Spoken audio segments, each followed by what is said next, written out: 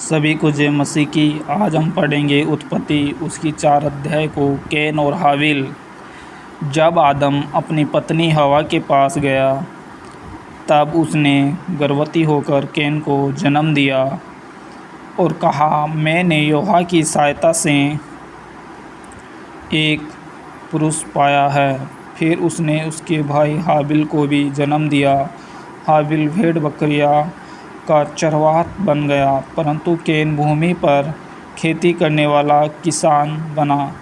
कुछ दिनों के पश्चात कैन ने यहोवा के पास भूमि की उपज में से कुछ भेंट ले आया, और हाबिल भी अपनी भेड़ बकरियों के कई एक पहिलौठे बच्चे भेंट चढ़ाने ले आया और उनकी चर्बी भेंट चढ़ाई। तब यहोवा ने हाबिल और उसकी भेंट को तो ग्रहण किया, परंतु कैन और उसकी भेंट को उसने ग्रहण नहीं किया।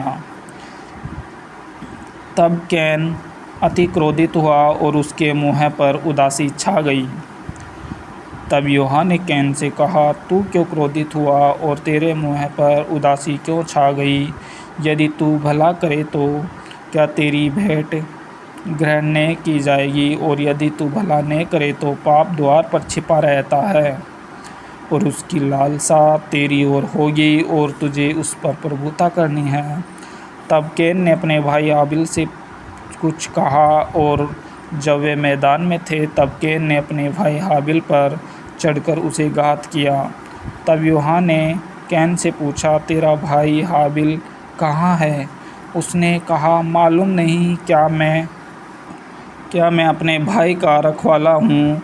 उसने कहा, तूने क्या किया है? तेरे भाई का लहू भूमि से मेरी ओर चिल्लाकर मेरी दुहाई दे रहा है।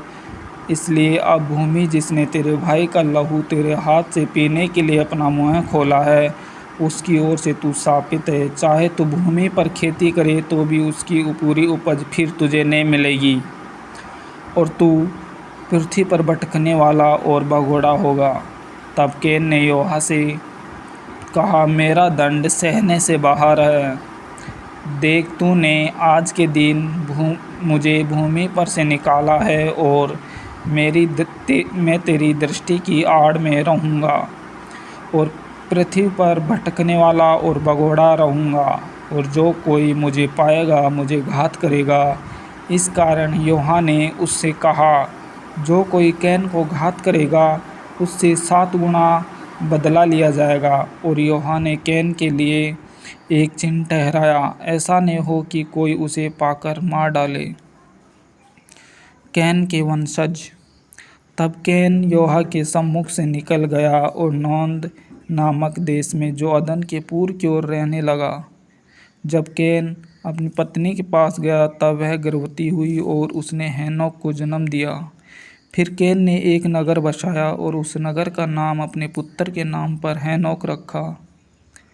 हेनोक से इराद उत्पन्न हुआ, और इराद से मयूयाल उत्पन्न हुआ, और मयूयाल से मतूसायल, और मतूसायल से लेमेक उत्पन्न हुआ। लेमेक ने 2 स्त्रियां ब्याह ली, जिनमें से एक का नाम आदा और दूसरी का नाम सिला था। आदा ने याबाल को जन्म दिया। वह तंबुओं में रहना और पशुपालन इन दोनों रीतियों का प्रवर्तक हुआ, और उसके भाई का नाम युवाल था। वह वीणा और बांसुरी आदि बाजों के बजाने की सारी रीति का प्रवर्तक हुआ। और सिला ने भी तुबल कैन नामक एक पुत्र को जन्म दिया। वह पीतल और लोहे के सब धार वाले हथियारों का गढ़ने वाला हुआ। तुबल कैन की बहन नामा थी। और लेमेक ने अपनी पत्नियों से कहा, हे आदा और हे सिला, मेरी सुनो। हे लेमेक की पत्नियों, मेरी बात पर कान लगाओ। मैंने एक पुरुष को जो मुझे चोट लगाता था, अर्थात एक जवान को जो मुझे घायल करता था, घात किया है। जब कैन का बदला 7 गुना लिया जाएगा तो लेमेक का 70 गुना लिया जाएगा। सेत और एनोस। आदम अपनी पत्नी के पास फिर गया और उसने एक पुत्र को जन्म दिया, और उसका नाम यह कह के सेत रखा, परमेश्वर ने मेरे लिए हाबिल के बदले जिसको कैन ने घात किया एक और वंश ठहरा दिया। सेत के भी एक पुत्र उत्पन्न हुआ, और उसने उसका नाम एनोस रखा। उसी समय से लोग यहोवा से प्रार्थना करने लगे। आमीन।